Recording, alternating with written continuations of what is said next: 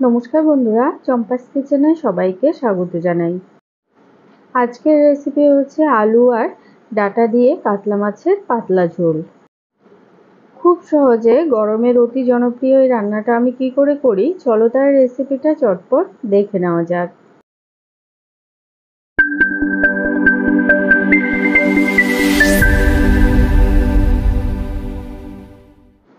সবার প্রথমে গ্যাস জ্বালিয়ে একটা কড়াই গরমে বসাচ্ছি। হাই ফ্লেমে কড়াইটাকে বেশ ভালোভাবে গরম করে নিয়েছি। এবারে মোটামুটি 3 টেবিল স্পুনের মতো সর্ষের তেল দিয়ে দিচ্ছি। গরম তেলে এবারে আগে থেকে নুন হলুদ মাখিয়ে রাখা কাতলা মাছের টুকরোগুলো ভেজে নেব। গ্যাসের আঁচ এখন মিডিয়ামে করা আছে, আর মিডিয়াম ফ্লেমেই 3 থেকে 4 মিনিট সময় নিয়ে উল্টে পাল্টে মাছগুলোকে লাল লাল করে ভেজে নিচ্ছি।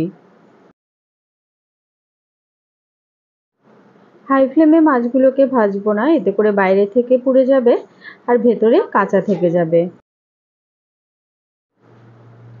তো একটা সাইড ভাজা হয়ে গেছে, অপর সাইডকেও ঠিক একইভাবে 3 থেকে 4 মিনিট সময় নিয়ে লাল করে ভেজে নিচ্ছি।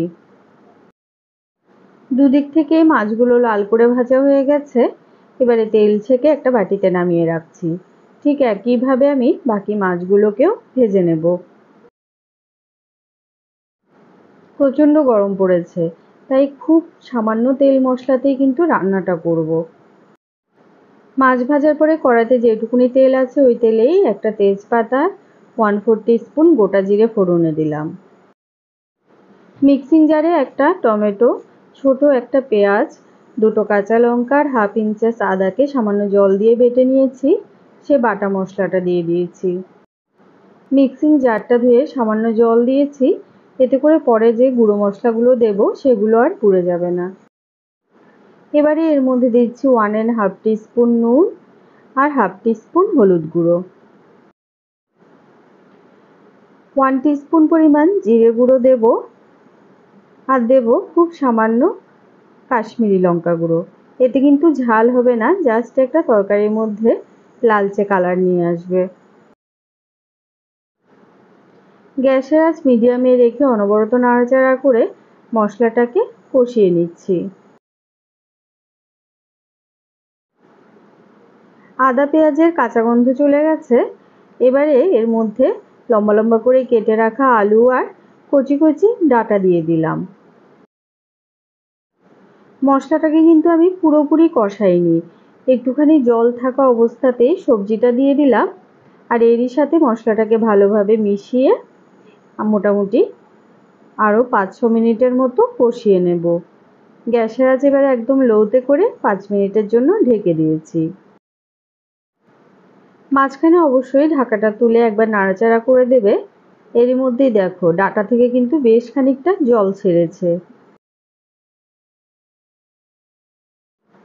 এই জলটাকে সম্পূর্ণ শুকিয়ে নেব।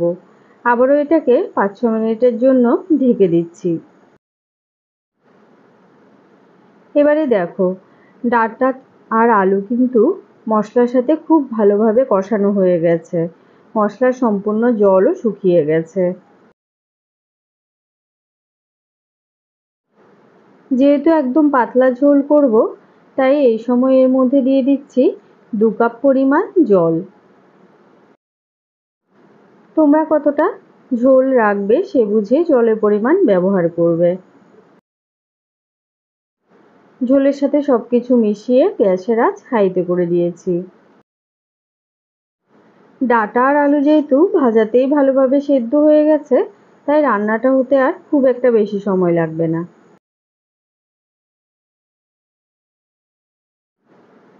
ঝোল ফুটে উঠেছে, এবারে এর মধ্যে ভেজে রাখা মাছের টুকরোগুলো দিয়ে দিচ্ছি। ঝোলের সাথে হালকা হাতে মাছগুলোকে ভালো করে মিশিয়ে দিয়ে গ্যাসের আঁচ লোতে করে মোটামুটি 5 মিনিটের জন্য এটাকে ঢেকে দেব। আমাদের চ্যানেল চম্পাস কিচেনের রেসিপিগুলো যদি তোমাদের ভালো লাগে তাহলে অবশ্যই চ্যানেলটাকে সাবস্ক্রাইব করে নেবে এবং পাশে থাকা বেল আইকনটাকে প্রেস করে দেবে। এতে করে যখনই আমি নতুন ভিডিও আপলোড করব সাথে সাথে নোটিফিকেশান তোমাদের কাছে পৌঁছে যাবে। 5 মিনিট ঢেকে সেদ্ধ করার পরে দেখো বন্ধুরা, ঝোলের চারধারে কিন্তু খুব সুন্দর করে তেল ভেসে উঠেছে। মাছের ভেতরেও সমস্ত মশলার ফ্লেভার ঢুকে গেছে। ডাঁটা আর আলু বেশ ভালোভাবে সেদ্ধ হয়েছে। এই সময় গ্যাসের আঁচটা অফ করে দিচ্ছি। ঘরোয়া পদ্ধতিতে তৈরি করা মাছের ঝোলের এই রেসিপিটা কেমন লাগলো অবশ্যই কমেন্ট করে জানাবে।